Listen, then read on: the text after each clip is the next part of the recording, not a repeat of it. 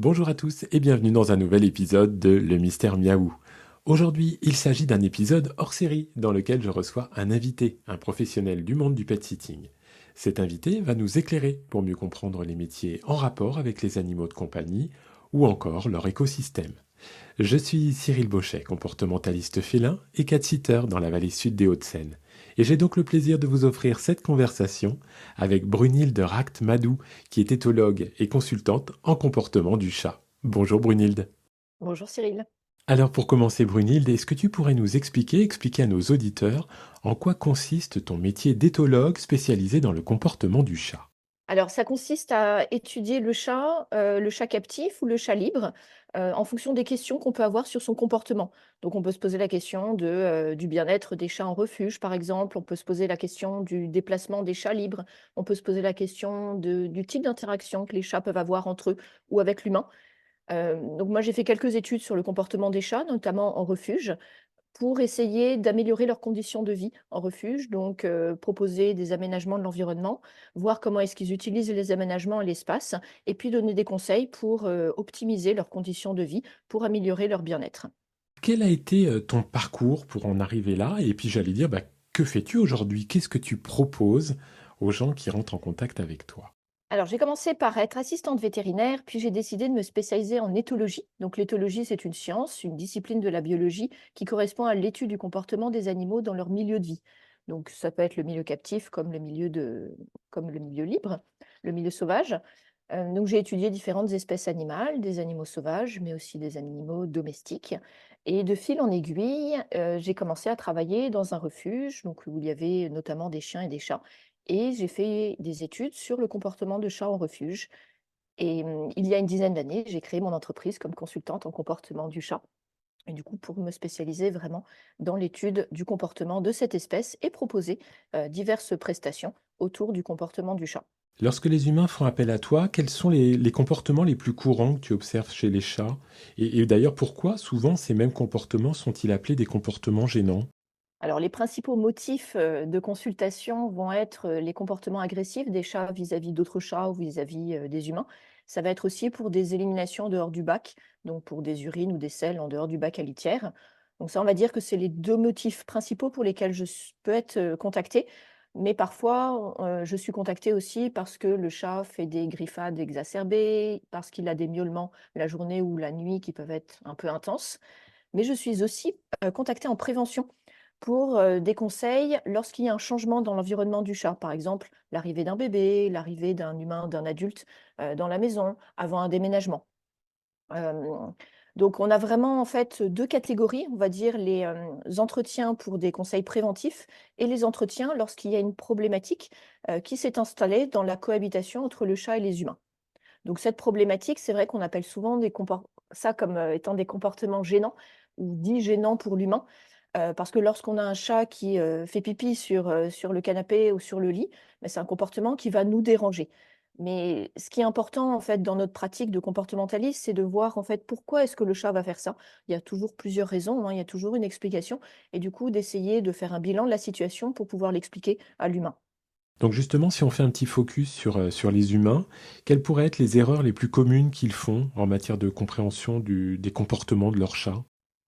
Alors, je pense qu'il y a un manque de connaissances au niveau des besoins du chat et de la compréhension des comportements.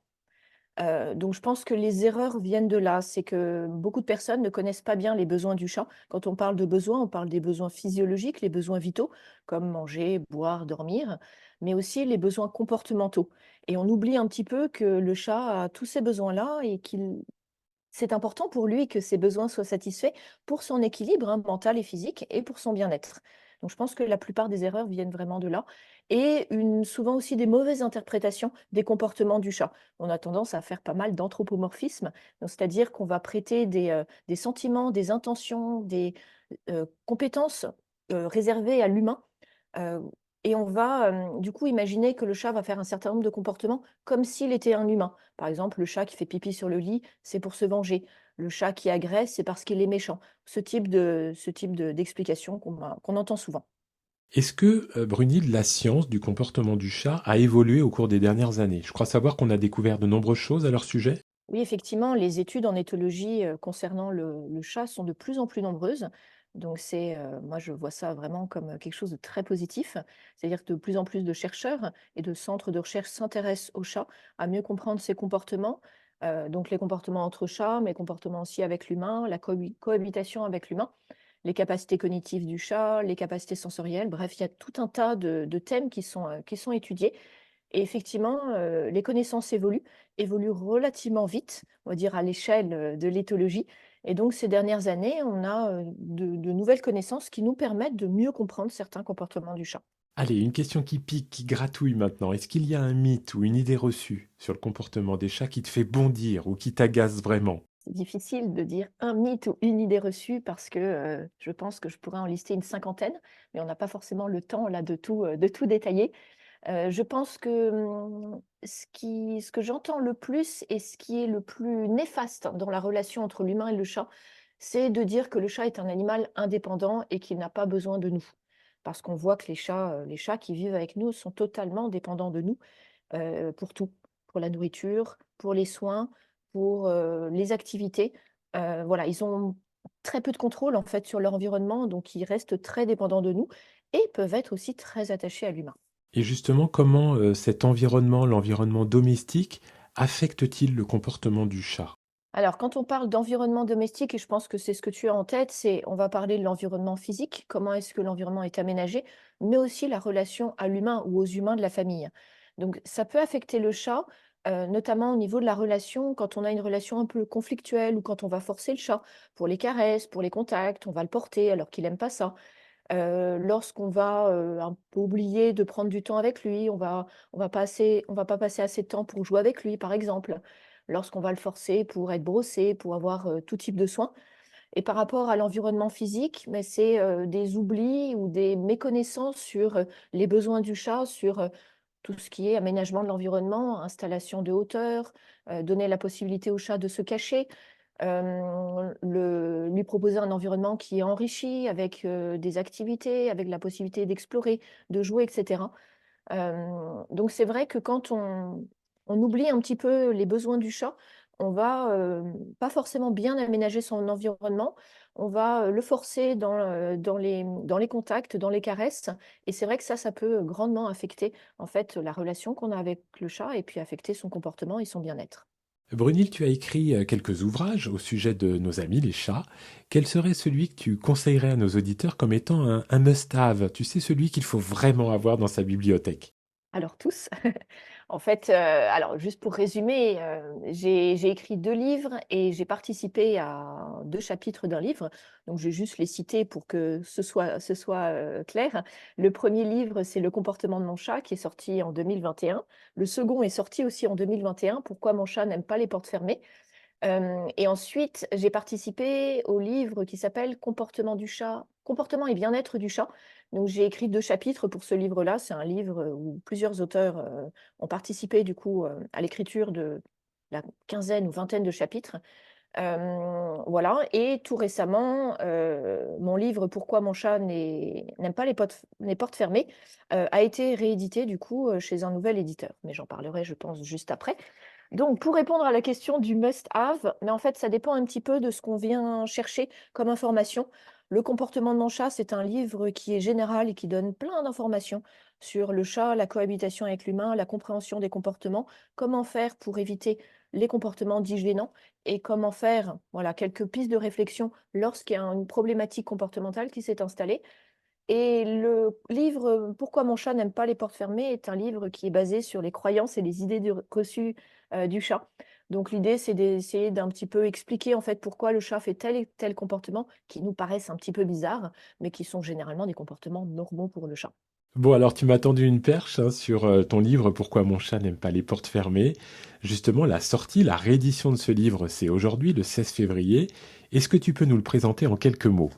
Alors, «Pourquoi mon chat n'aime pas les portes fermées», donc qui est un livre qui est sorti, qui sort aujourd'hui aux éditions Rustica. Donc traite une cinquantaine de sujets autour du comportement du chat. Donc comme je le disais, comportements qui peuvent nous paraître parfois un petit peu bizarres, des petites habitudes du chat, mais qui sont pour la plupart des comportements tout à fait normaux du répertoire comportemental du chat. Et ce qui est important, en fait, ce que j'essaye de montrer dans ce livre, c'est la manière dont, l'humain peut essayer de percevoir ces comportements-là, en essayant de se mettre dans la tête du chat, pour mieux comprendre, en fait, pourquoi le chat, va miauler derrière une porte fermée, alors qu'il va pas franchir la porte une fois qu'on a ouverte. Pourquoi est-ce que le chat va jouer avec l'eau? Pourquoi est-ce qu'il va aller boire, l'eau des flaques et non, l'eau qu'on lui a proposée dans sa gamelle? Pourquoi est-ce qu'il réclame à manger et qu'il donne pas et qu'il ne mange pas lorsqu'on lui donne sa pâtée? Bref, il y a tout un tas de comportements qui nous paraissent bizarres et que j'essaye d'expliquer, donc à travers les connaissances scientifiques que l'on a aujourd'hui, et puis j'essaye de donner aussi également quelques conseils pour, améliorer, on va dire, la cohabitation, du chat avec nous. Dans ta grande valise, Brunhilde, tu proposes aussi des ateliers pour mieux comprendre le comportement des chats. J'en ai suivi quelques-uns d'ailleurs avec toi. Et bien là aussi, j'ai envie de te poser la question, quel est ton top 3 des ateliers qui ont été le plus utiles pour les participants et pourquoi? Alors, je ne saurais pas répondre, pour les ateliers les plus utiles, même s'il y a souvent des personnes qui vont suivre plusieurs ateliers et qui vont me donner un petit peu leur retour, ces ateliers qu'ils ont pu suivre. Mais ce que je peux, donner comme, liste, ce sont les ateliers qui sont les plus demandés, on va dire. Donc l'atelier sur les conduites agressives du chat envers l'humain, mais envers les autres chats aussi. L'atelier sur la cohabitation entre chats. Et il y en a un aussi sur la compréhension des comportements du chat. Donc je base cet atelier sur justement les comportements qui peuvent nous paraître un petit peu bizarres, qu'on ne comprend pas très bien et j'essaye du coup de mieux les expliquer. Je te remercie infiniment, Brunhilde, de m'avoir accordé cette interview dans un épisode spécial du Mystère Miaou. C'était un plaisir de te recevoir. Merci beaucoup Cyril. Je rappelle à nos auditeurs que tu es éthologue et consultante en comportement du chat et aussi autrice de plusieurs ouvrages au sujet de nos amis félins, dont le tout nouvel ouvrage, tout frais de ce jour, Pourquoi mon chat n'aime pas les portes fermées aux éditions Rustica. Merci d'avoir écouté cet épisode. J'espère que cela vous a permis d'en savoir plus sur le monde des professionnels du pet sitting. Restez connectés pour de nouveaux épisodes passionnants. Prenez soin de vous et de vos amis à fourrure. À bientôt!